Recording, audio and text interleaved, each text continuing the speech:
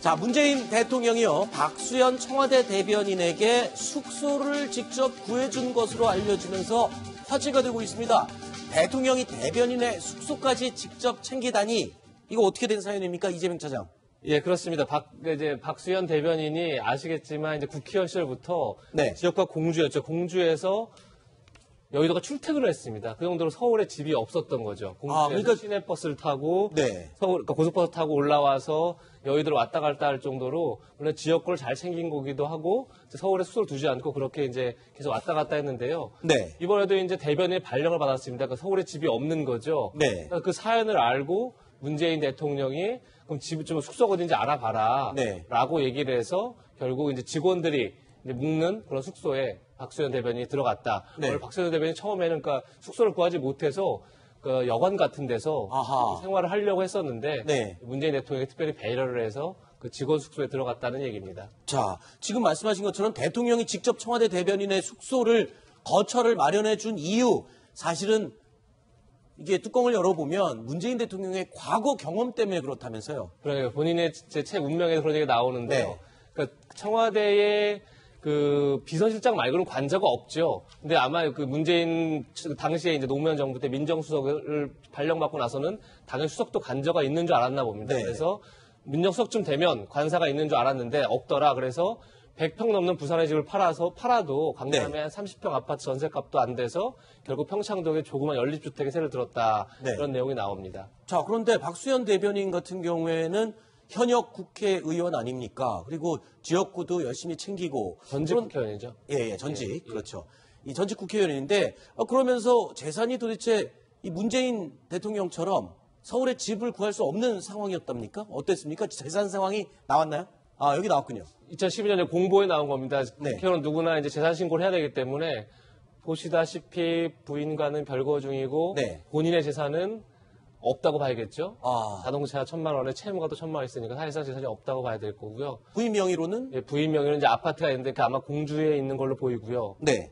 그리고 이제 부인은 이제 아파트가 있지만 또 채무도 꽤 있기 때문에 부인도 재산이 뭐 많다라고 볼 수는 없을 것 같습니다. 이 별거라는 게 아직 법적으로 이혼을 한 상태는 아닌가 보죠?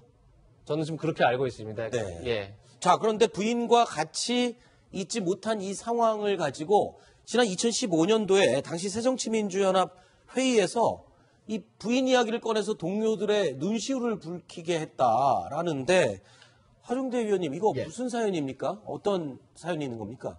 예, 그때 이제 당시에 전체 이제 새정치민주연합 의원 회의를 할 때 어떤 얘기를 했냐면 나는 아내도 없다. 물론 뭐 아내가 완전히 이혼한 건 아니니까 있긴 네. 있겠지만 떠나갔다. 그리고 2번 징역 갈 뻔했는데 아내가 견디지 못하고 나를 떠났다. 네. 그리고 의원에 이제 당선된 다음에 네. 다시 이제 돌아오라고 6번이나 찾아갔지만 결국 얼굴도 못 봤다. 네. 지금도 이 박수현 대변인 같은 경우에는 그 아내를 다시 이제 돌아오게 해서 같이 살고 싶은 생각이 있는 가운데 네. 아내 입장에서는 가장 어려울 때 내가 당신을 떠났는데 네. 어떻게 다시 돌아오겠느냐. 지금 이제 당선됐다고 내가 돌아오겠느냐. 네. 다시 좋은 자리에 갔다고 내가 돌아오겠느냐. 이렇게 하면서 지금 오지 않고 있다고 그럽니다. 그러니까 이 얘기를 그 당 회의에서 왜 한 겁니까? 그 당시가 아마 친노 비노 주류로 나뉘어서 막 싸울 그 당시의 상황이었나 보죠? 그렇죠. 예. 네. 그때 이제 그 친노하고 비노하고 엄청나게 싸울 때였는데 그것 만약에 싸워가지고 분당이 되고 이렇게 되면 아하. 결국은 자기 자신은 더 당선될 가능성이 더욱더 어렵다. 난 지금 이렇게 가정 형편도 어려운 상황인데 지금 왜 당까지 나를 이렇게 어렵게 만드느냐. 네. 이런 얘기를 하면서 저 얘기를 꺼냈다고 그럽니다. 네. 다시 이야기를 들은 동료 의원들이 눈시울을 붉히기도 했다. 이런 사연이 있는데. 자, 문재인 대통령 어제 노무현 전 대통령의 8주기 추모식에 참석을 했었죠. 그런데 자, 그 연설에서요. 유독 귀에 들어오는 말이 있었습니다.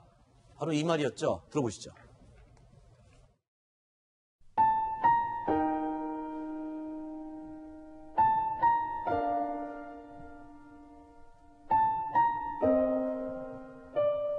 노무현 대통령님도 오늘만큼은 기분 좋다 하실 것 같습니다.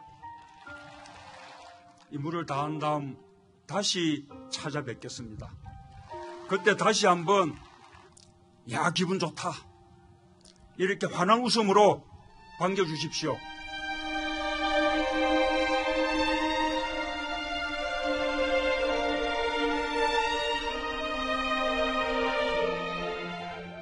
야, 기분 좋다!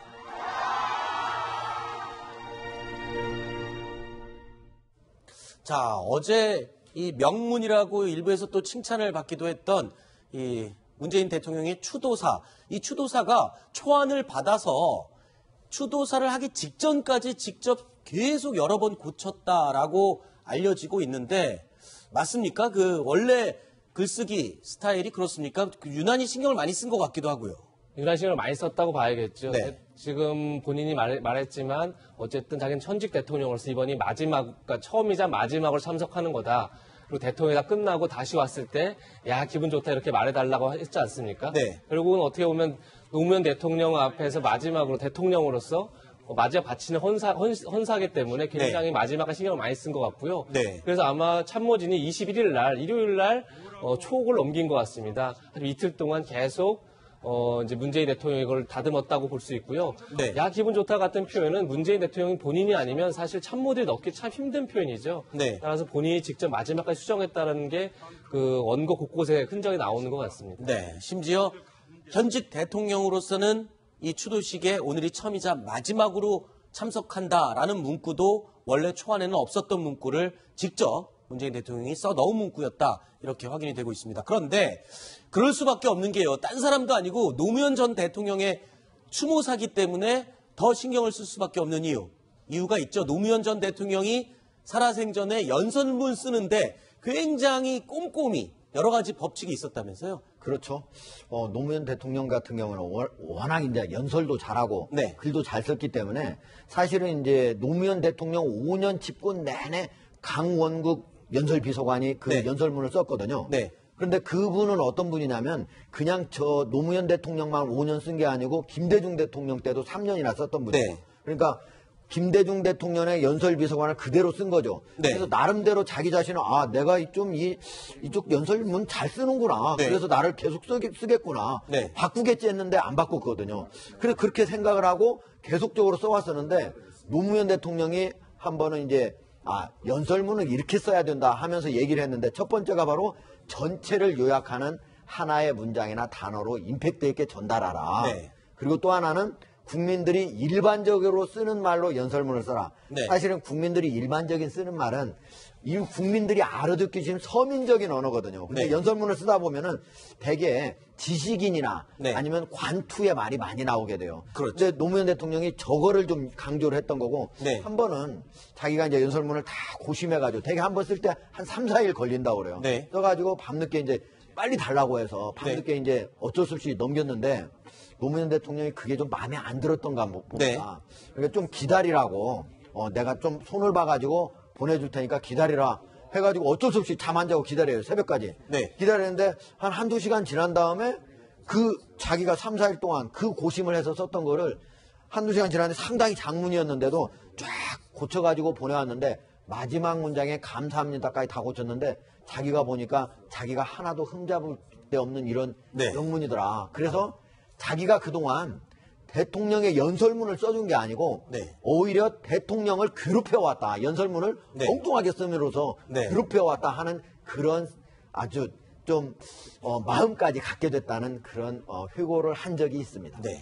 사실 노무현 전 대통령이 이렇게 글쓰기, 연설문을 쓸 때 요구하는 것들은 이 두 가지뿐만 아니라 한 10가지 정도가 됩니다. 그 가운데는 중요한 말은 앞에 써라. 그리고 문장은 짧게 써라. 그리고 끝까지 말하기 전까지 읽고 또 고쳐라. 뭐 이런 여러 가지가 있습니다. 그 중에 자, 이번에 추도사를 썼던 문재인 대통령이 참고했음직한 그런 몇 가지 사항을 저희가 대표로 꼽아 본 것입니다.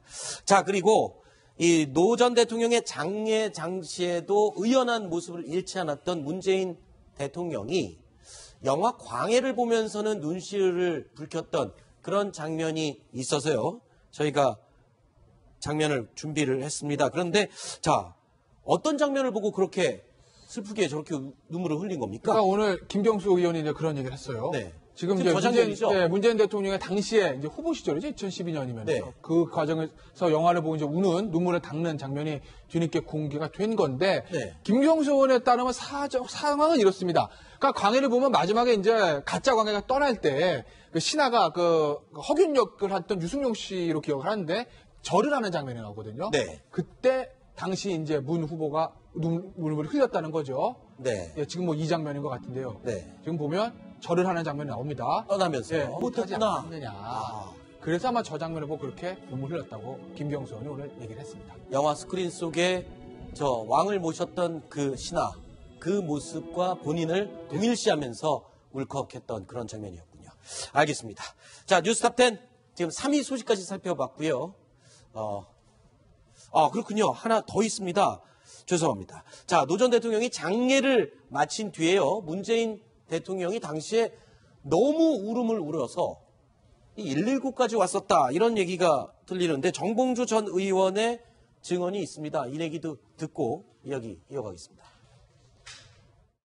그 노무현 대통령이 서거했다라고 하는 소식이 전해지면서 병원에 이제 뭐 울음바다가 되고 난리가 났는데 유독 울지 않는 한 분이 계셨어요. 그 문재인 대통령입니다. 근데 이후에 집에 돌아가서 그 김정숙 여사의 표현에 따르면 너무 울어서 저러다 죽겠구나 싶었고 119에 신고를 합니다. 사람 죽는다고. 그렇게 통곡을 하면서 집에 가서 울었다는 거예요.